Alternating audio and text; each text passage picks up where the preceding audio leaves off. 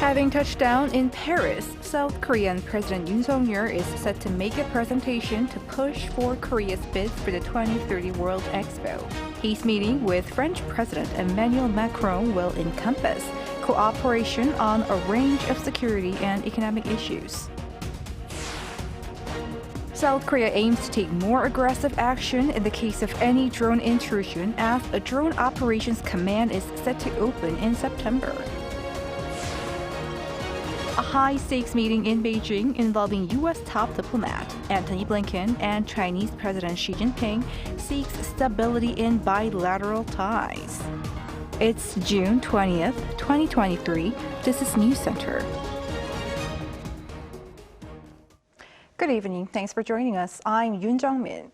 We start in Paris, where President Yoon is poised to make a high-profile push for Busan's bid to host the 2030 World Expo. And his meeting with French President Emmanuel Macron will encompass cooperation on a range of security and economic issues. Our top office correspondent Woo Soo-young travels with the president and files this report. President Yoon is preparing to highlight South Korea's vision for the future, its promise and its commitment to giving back and standing in solidarity with the global community. That's according to the presidential office, a day before Yoon delivers a speech in Paris to boost South Korea's bid to host the World Expo 2030 in the port city of Busan. Along with K-pop stars like Psy and Aespa's Karina, the president on Tuesday will take part in a fourth bidding presentation at the General Assembly of the Bureau International des Expositions, the final chance for South Korea to make its case before the member states elect the host country in a secret ballot in November. The port city has focused on transforming our world, navigating towards a better future, with sub-themes being sustainable living with nature, technology for humanity, and a platform for caring and sharing. Busan is competing against Saudi Arabia's Riyadh, Italy's Rome, and Ukraine's Odessa to host the international fair.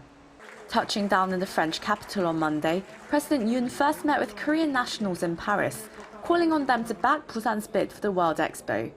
Also celebrating 137 years of relations between the two countries, Yoon further emphasized those citizens' role in building value-based cooperation between the two liberal democracies. 오늘날 한국과 프랑스는 자유, 인권, 법치의 보편적 가치를 공유하는 파트너입니다. 앞으로도 양국은 활발한 문화 인적 교류를 바탕으로 첨단 기술 분야와 글로벌 어젠다에서 협력을 강화해 나갈 것입니다. To lay the groundwork for future collaboration, Yoon on Tuesday will also hold a dialogue with innovative minds at a startup campus, Station F. So these universal values are important in dealing with the past, but also the present, and for the future, giving the issues and the configuration of the world now, US-China, trade wars, all sorts of crises. There's a need, based on these values, to dialogue further, and that the dialogue could be brought by next generation. President Yoon has said it's time to upgrade the relationship, which became a comprehensive partnership almost 20 years ago, to collaborate more extensively across urgent issue areas. His talks with President Emmanuel Macron on Tuesday at the Elysee Palace will span North Korea, the war in Ukraine, to tech cooperation and economic security. Woo Soo-young, Arirang News, Paris. South Korea aims to take more aggressive action in the case of any North Korean drone intrusion. New details have emerged about its own plan to build a new drone operations command following the North drone incursion last year. Our defense correspondent Kim Yeon-sung has the details. The plan to beef up South Korea's air defense with a new drone operations command has become defined. Sources disclosed to Yonhap News Agency that this new command is set to adopt an aggressive countermeasure tactic. Speculation abounds that this new command will retaliate with overwhelming force should there be another illicit drone incursion from North Korea, with a drone fleet 10 times the size of any North Korean offensive. The Ministry of Defense neither confirmed nor denied this claim, but did share some expected roles of the new command. When the Drone Operation Command is established, we will use drone power to perform defensive and offensive missions such as surveillance, reconnaissance, strike, psychological warfare, and electronic warfare. Originally expected to become operational as early as July, reports now indicate that the launch will be delayed until September.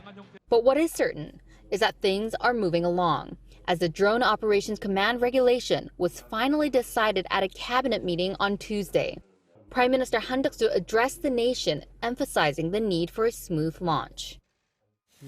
The Ministry of National Defense and the Joint Chiefs of Staff should make every effort to launch the new Drone Operations Command without a hitch so that it can carry out complete operations at the earliest opportunity.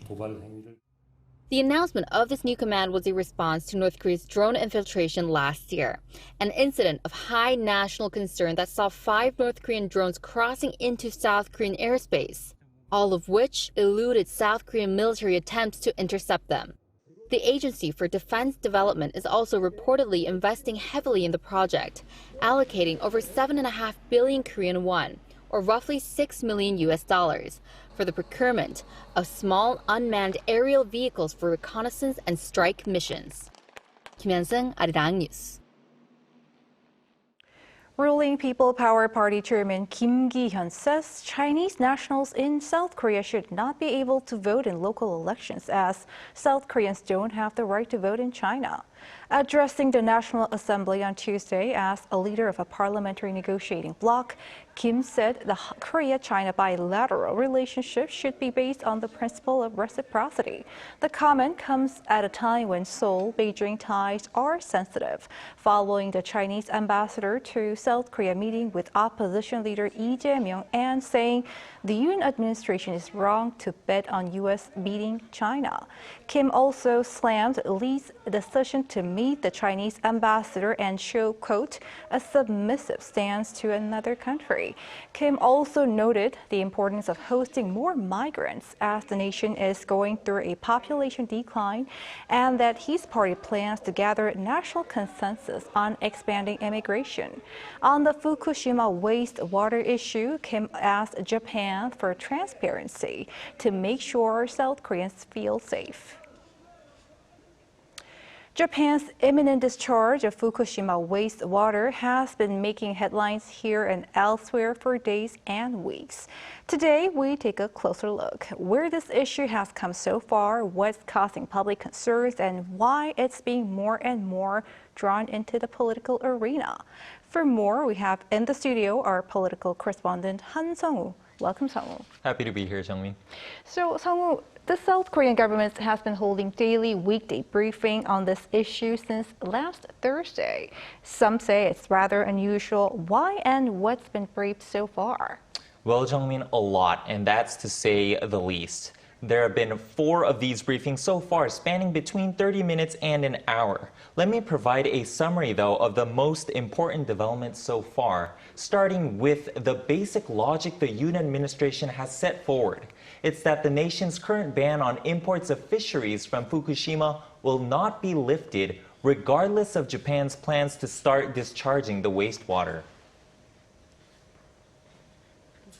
In other words, even if the wastewater is scientifically proven to be safe, the import ban cannot be lifted unless it can be verified separately that Fukushima's fisheries are safe to consume. The government won't consider lifting the import ban until the Fukushima area is scientifically proven to be safe from radiation and our people feel safe.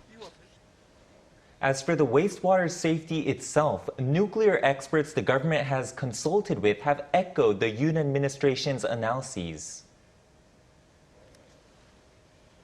Even taking uncertainties into account, it's unrealistic to think that the tritium released from the marine tunnel will fall within a range that could impact our health. And should the released wastewater reach the coastal waters of Jeju in 7 months, as suggested by the Helmholtz Association of German Research Centers, which South Korea denies, oceanographer Cho Young-gi, comparing it to a drop of ink in the Han River, has said the concentration levels of the radioactive material there would be 1/1,000,000th of the levels found near the shores of Fukushima. Let me add that a few weeks ago, the International Atomic Energy Agency, ahead of its soon-to-be-released comprehensive report on its review, found Japan has, quote, demonstrated its capabilities for accurate and precise measurements of the radionuclides present in the wastewater. And Song-woo, the Korean government has been quick to respond to the main opposition DP. I wonder, why is this issue being more drawn into the political arena?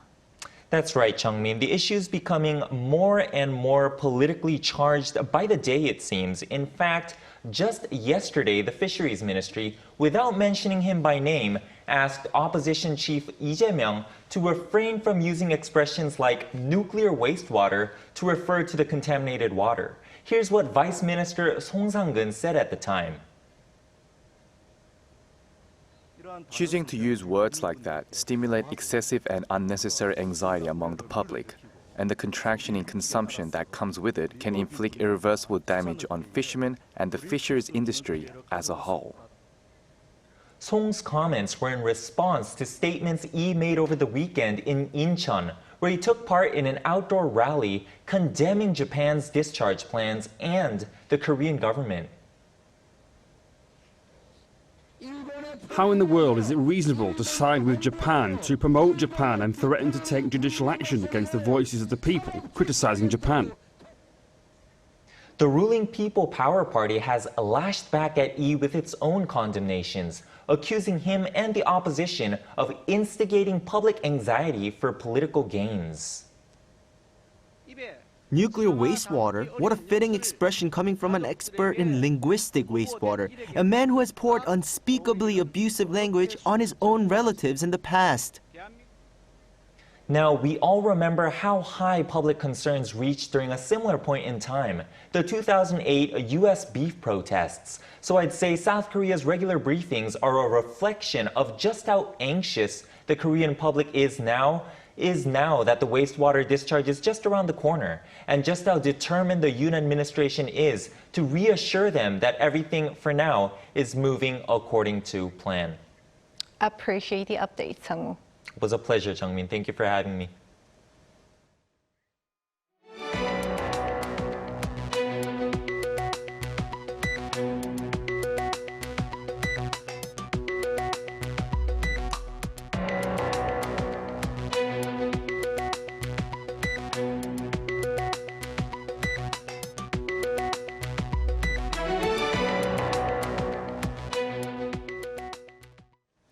Recent data show South Korean companies showed stunted growth in the first quarter of the year amid the global economic slowdown.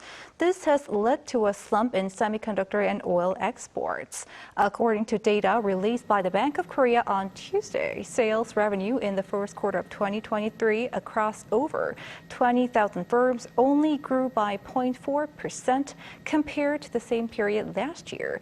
This is the smallest growth recorded since the fourth quarter of 2020 during the COVID-19 pandemic.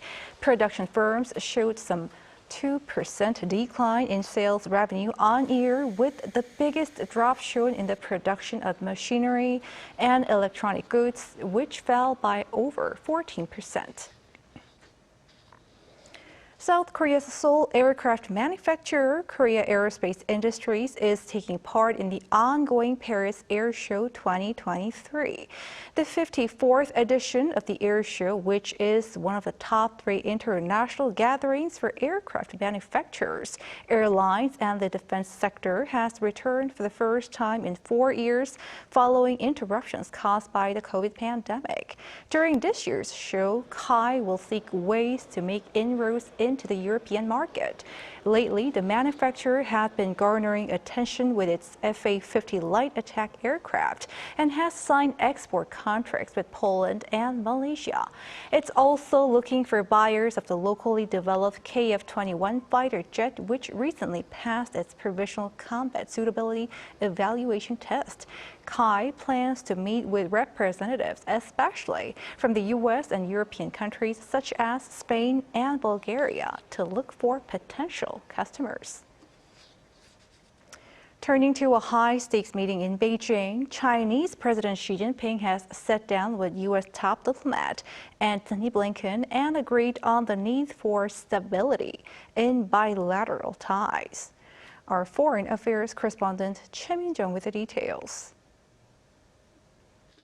Washington and Beijing have both agreed on the need to stabilize their relationship. At a meeting with U.S. Secretary of State Antony Blinken on Monday, Chinese President Xi Jinping underlined the importance of progress being made through the secretary's visit. Face-to-face interaction should always be based on mutual respect and sincerity. I hope that through this visit, Mr. Secretary, you will make more positive contributions to stabilizing China-US relations. Speaking at a press briefing after his meeting with Xi, Blinken said senior-level talks between the two sides must continue. In every meeting, I stress that direct engagement and sustained communication at senior levels is the best way to responsibly manage our differences and ensure that competition does not veer into conflict. And I heard the same from my Chinese counterparts. The secretary also called on Beijing to use its influence to press Pyongyang to put a stop to further provocations in the region. He insisted that China is in a unique position to encourage North Korea to act responsibly. However, it remains to be seen whether the two sides can resolve long-standing issues involving Taiwan, trade, and human rights.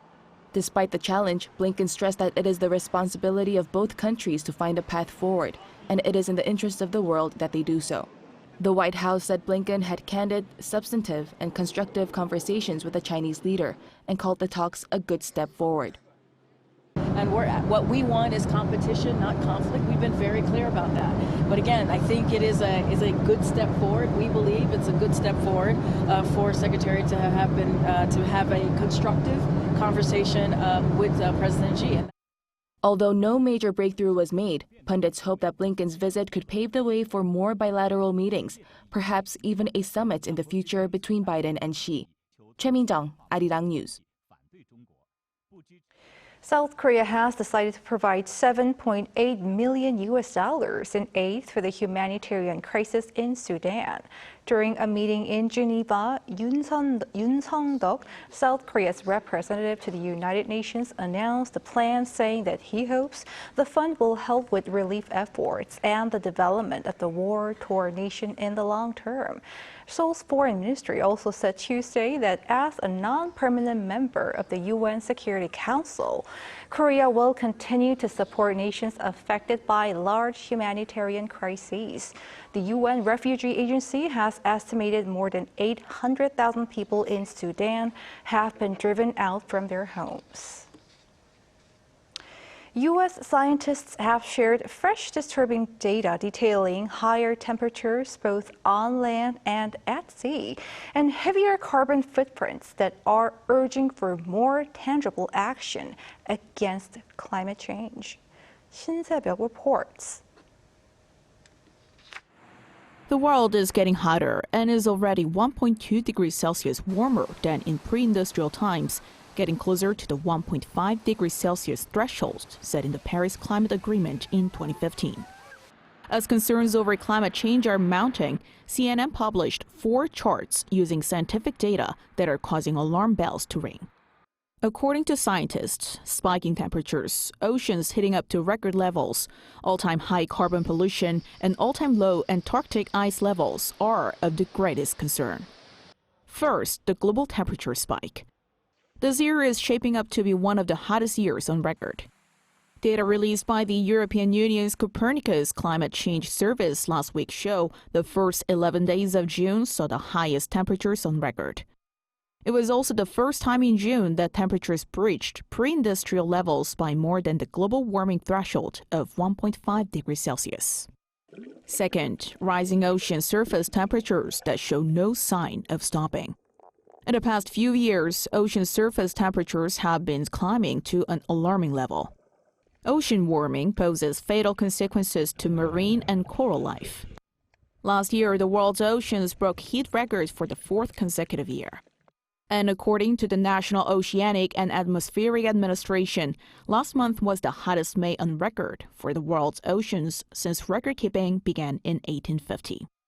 On May 12th this year, average ocean temperatures hit 20.93 degrees. That's almost 0.3 degrees higher than the year before, and 0.66 degrees hotter than the 1982 to 2011 mean. Third, record low Antarctic sea ice. NASA says sea ice around the isolated continent in February this year reached its lowest extent since records began 44 years ago to below 1.8 million square kilometers, some 130,000 square kilometers below the previous record low set just the year before. Such a decline could cause severe harm to the continent's wildlife, including penguins, as they rely on the ice for hatching eggs and feeding their babies. Last but not least, all-time high carbon pollution levels. Levels of carbon dioxide in the air hit a record of 424 parts per million in May, more than 50% higher than in pre-industrial times. Scientists from the University of California in San Diego, who released the data, said in a statement that the figures will only climb further into territory, quote-unquote, not seen for millions of years. The world is heating up and tackling climate change has become more crucial than ever. 신새벽 Arirang News. Meet a rather unique K-pop girl group, Blackswan, who made their debut in Korea and sing in Korean, but none has Korean nationality. Or Kim Jong-sil has their story. Meet the next generation K-pop girl group Blackswan. 미유닛, 안녕하세요, 블랙스완입니다. Starting with leader Fatu, who's from Belgium, members Sriya, Envy, and Gabby come from India, the US, and Brazil. Even though none of the members were born in Korea, Blackswan got its training in Korea, and the members sing in Korean just like any other K-pop group. I asked them why they wanted to get into K-pop.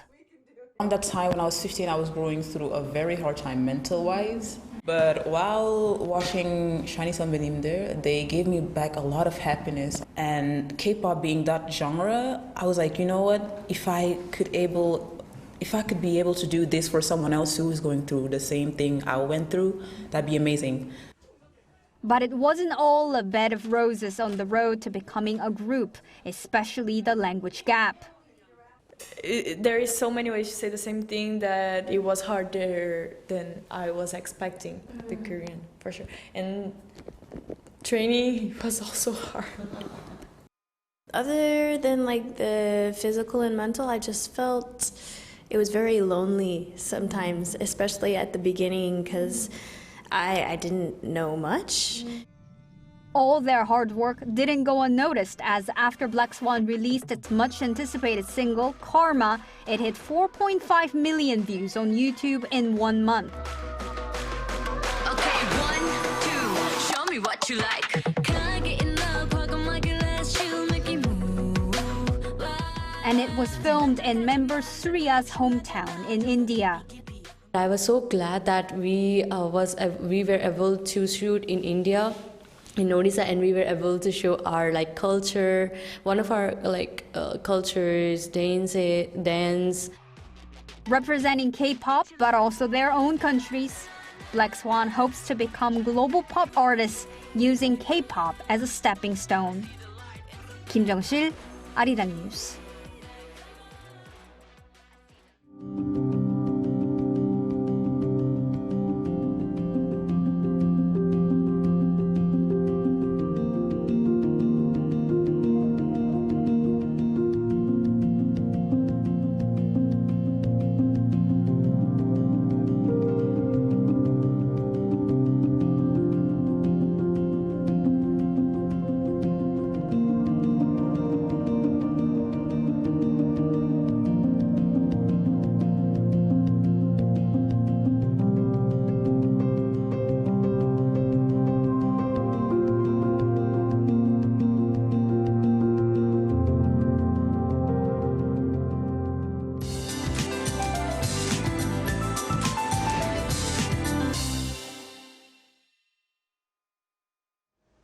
An extreme heat wave has swept across the nation for the past several days, but the scorching heat will take a brief respite with the help of cool showers.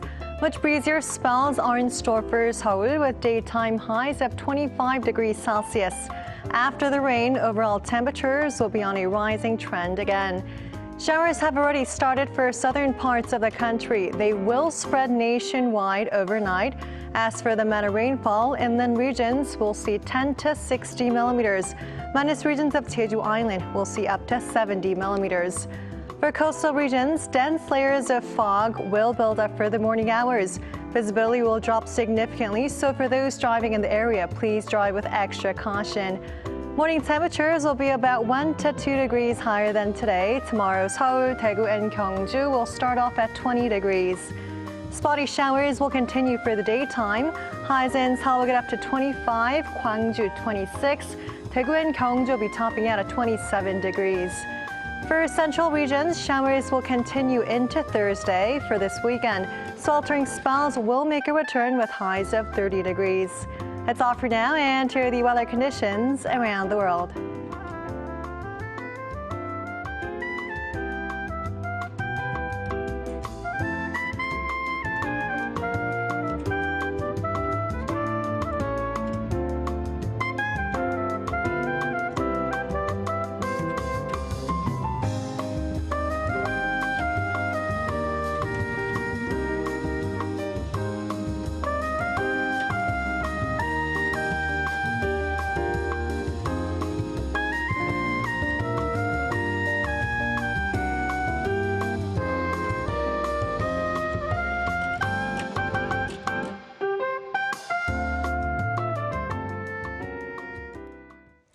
That is News Center for this evening. Thank you for watching. A panel session coming up.